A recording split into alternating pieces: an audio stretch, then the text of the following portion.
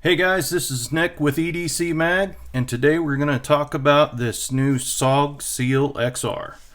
Before we get into that, I just want to touch on something else real quick. Now, I think I've talked to you guys before about number 9 coins, and if you follow me on Instagram or Facebook, you'll know that I use these in my photos quite a bit, and I don't know, it's just something kind of cool. It's kind of a mantra, or it's a kickback to, basically where these came from was the show NCIS, Gibbs rules. His rule number nine is never go anywhere without a knife.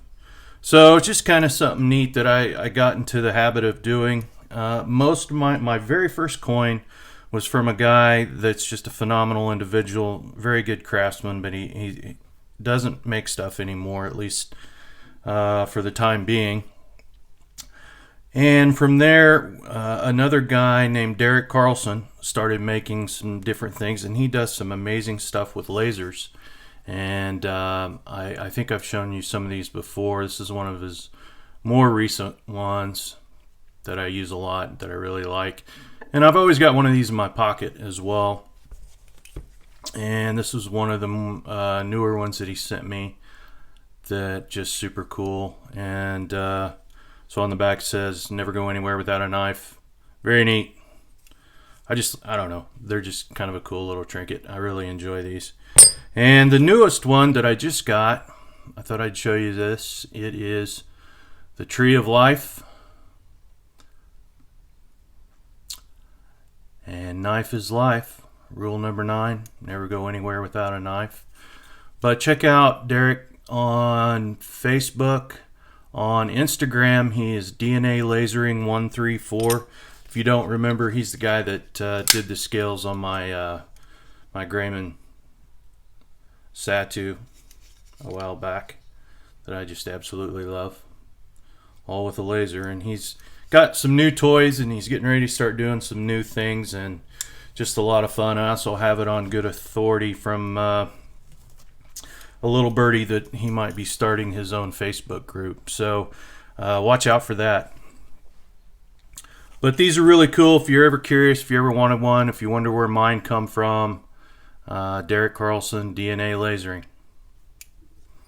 So check him out, look him up. He does his own stuff. He does a lot of custom stuff for people, and just an amazing craftsman. So there you go.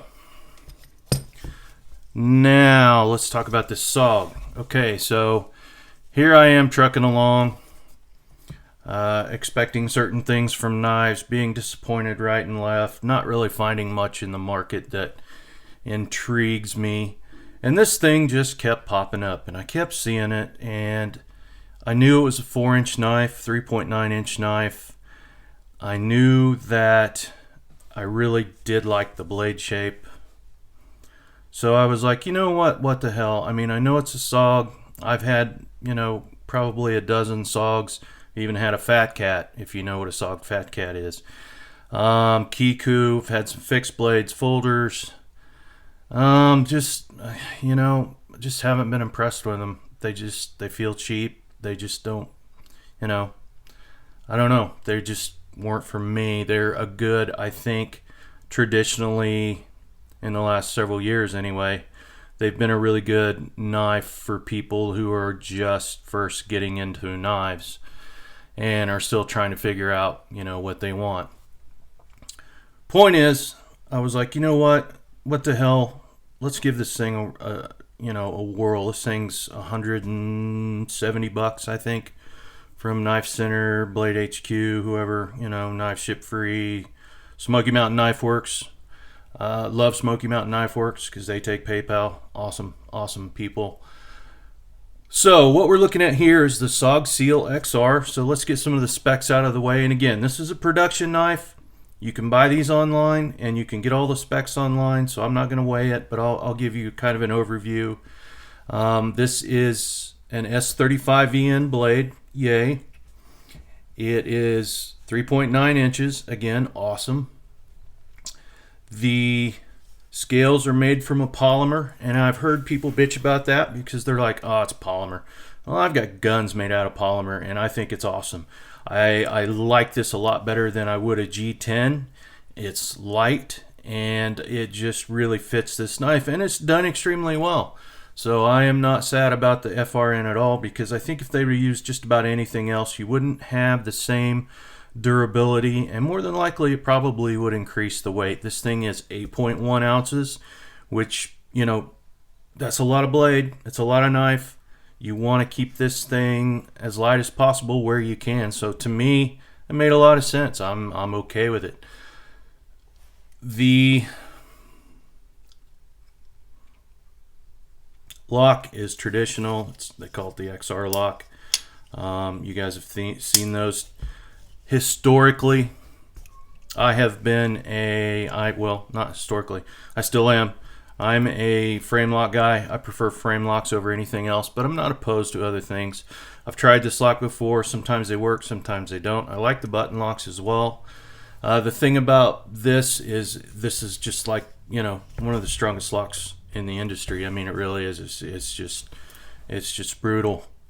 The other thing about this knife, and I do not have a clue why they do this, this blade is US made steel. It is cut in the US. Then they send it to China for assembly with the rest of the knife. Why they do that? I'm sure there's a reason. I have no idea why. So this knife is not made in the USA. It'd be awesome if it actually all was, but it's not. So I don't know if they have their own plant over there or how all that works, but just an FYI.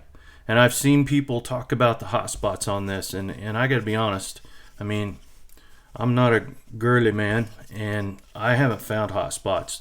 The one thing that you will find on this is jimping. This thing is a jimp monster, and it starts up here halfway down the blade, and it doesn't just run back. It runs all the way down, starts at the bottom, and goes all the way back up to the flipper tab. I mean, this thing is just jimped out, and I think that is awesome. Makes a lot of sense for what, you know, I will say this about this knife, and this is what I've said when people have asked me about it. This knife is actually what they tell you it is in the advertisement. I mean, it actually delivered. I do like this. The fact that, you know, you can drop shut this all the way. This will kick it out if you want to do it like that. Again, I'm not a big, I wouldn't say fan. I just haven't played with this type of lock a lot, so I'm not as good with it as a lot of people. But you know, I like the fact that you can stop this blade wherever you want to. It's like, you know, drum brakes. It's not a disc, but you know, it will stop that blade if you're doing something stupid and not paying attention, and you can stop that blade before it collapses on you. I do like that. I love this jimping. This thing feels really good in hand. It fills your hand. You're not going to lose it in your hand. Everywhere that you grip this thing, it just feels like it's never leaving. You know, I think this would work well in gloves. I love the fact that this thing is on bearings. You can thumb flick it. I'm sure you could spider flick it. I am not a spider guy, so that's not my thing. But it has a really nice, what they call, persuader on the back. The lock, obviously, and the clip can be, you know, swapped. I mean, you can use this lock, this style lock, left-handed, right-handed. This clip very easily can be switched left hand to right hand without much at all. You could also, if you're a lanyard guy, that goes all the way through. You could easily put a lanyard on this. I mean, these things are just, the only thing, if I had to bitch about something, the only thing I would bitch about, and you can see on this knife, I got this brand new a few weeks ago, and I have been using it, and these damn coatings, man, they just, I just don't like coated blades. Not only does it take away from the design of the blade to me, it just shows everything that happens to it. I mean, there's nothing you can do about it. If they would have had another option, I would have taken it. But I get it. It's a Seal blade. It's supposed to be, covert and all black and, the whole Seal thing. Okay, fine. That's cool. I get it. I'm okay with it. I'll tell you what, I've been carrying as a backup blade that I can just whip out, loan to somebody, beat on, throw around. I've been carrying a Tuya Bruiser for at least 6 months, and the reason is it was $50. It's D2 steel. It's the one I carry now is micarta. It's just on bearings, almost 4 inches. Screaming deal for a beater knife. I mean, I think it's one of the best budget knives out there. It is getting replaced with this. This thing is going to be my secondary, my backup. I usually carry primary. Will be like a nice knife, not something I necessarily want to have to, throw in this shit unless, I don't have a choice. Knives that I want to keep nice. But this is going to be my number 2 blade and probably get used more than just about anything else that I use. We can put this next to a Kershaw just to kind of give you an idea. 3.2 inch blade, 3.9 inch blade. It's not an extremely tall blade, but it is not, it's not a thin blade either. This blade just feels really good in hand. I mean, SOG they stepped up. This thing is just so well thought out. It really is. There's just nothing wrong with this knife. The way that the scale is cut, it tells you where your fingers need to be. You don't have to figure that out. It's a jump monster, but this jimping's well done. I don't think if you had to use this all day that it's really going to eat your hand alive, unless your hands happen to be wet and you're wet for 8 hours. I can see it digging into your palms, digging in your hand a little bit then. But with gloves on, in the winter, in the shit, in the wet, I mean, you're never going to lose this knife. It's always going to be in your hand, and when it's in your pocket at 8.1 ounces, you're always going to know it's there. But I'm going to tell you right now, I've been carrying this thing daily, and it carries really well. It does. I mean, it's a 4-inch blade and it's 8 ounces, and that's right in there. Usually most 4-inch blades of any size are going to be 7.5 to, hell, they can be up over 10 ounces. So I think this fits right in there. I mean, with this much S35 yen, you've got to have that polymer scale. SOG, I'm just impressed. SOG, they can't even, there's a Facebook page for SOG fans. It's been dead for years. I mean, there's just nobody gives a shit. I mean, it's unfortunate SOG chose to go a different way. They're making cheap crap, and that's fine. It looks cool. But for really true pure knife enthusiasts, they figure out pretty quick that, oh man, this is China crap. Well, this is still somewhat made in China, but this knife delivers, man. This thing is beast, and it lives up to the description. And in your brain, when you think SOG and Seal, you want to think beast, you want to think military, you want to think covert, all those things that you really want the SOG to be. And then you get one and it's not very good steel, it's not made that well, it's Chinese, it's this and that. Don't get me wrong, I'm a big fan of China knives. I've got tons of Wies. That's another thing I wanted to say. Let's see. I wanted to throw that out because it is something I've said before. If my eyes were closed and somebody put one of these in one hand and one in a Wii in the other, I'm going to tell you right now, man, outside of the jimping, because I know Wii doesn't jimp stuff this much, the action on these things is identical. The action on this SOG is every bit as good as any Wii on the market. And that's saying something, because Wii is legendary for their action.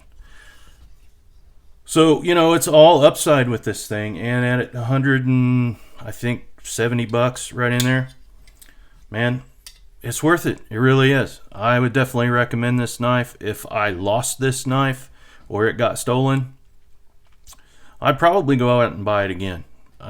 Just because I want the opportunity to trash this thing, to beat it up, to put it through some paces. I know that steel will take it. And I really think this knife will with that lock. I think I can do just about anything I want to do with this thing.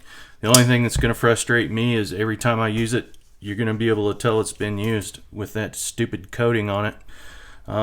But you know what? That was their decision. It goes along with the theme of the knife. I get it. It's fine, but I'm going to use the hell out of this. And I have no fear that it's going to take it, and it's going to do it well. So there you go, guys. You know, the last Wii I got, I was very disappointed with. Sent it back. Was not what I thought it was going to be. And that was damn near $300. This is half that. And it's impressed the hell out of me.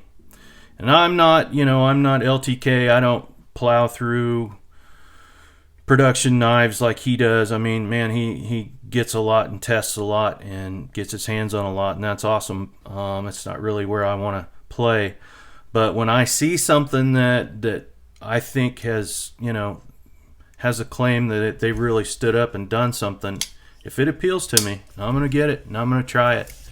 And no one's paying me, no one's giving me shit. So I'm going to tell you what I think. And this thing has really surprised the hell out of me. So I hope that gives you an idea, guys. If you're not following me on Instagram, please do. I'm at EDC Mag on Instagram. And I would love to see what you guys are doing on Instagram as well. So if you get a chance, if you've ever been curious about the coins, check out Derek Carlson, DNA Lasering 134, at DNA Lasering 134 on Instagram, or DNA Lasering on Facebook. And check out this SOG if you're curious about it. If you've been wondering, because it is SOG, and you're like, geez, $170 SOG, here we go again. You know what? They stepped up. They did it right. They thought this knife out. They put the money where it needed to be. They've invested in it, and you know, for $170, you know, this is in a Wii class at $250, I think. So I'd say it's worth it. I hope SOG continues down this path. I really do. I'd like to see them take their cool designs and up the quality. I think we all would. Well, this is Nick with EDC Mag. Thanks for watching. If you haven't subscribed, please do. Got a lot of cool stuff coming down the pipe, and we're excited about 2020. Until next time, have a great day.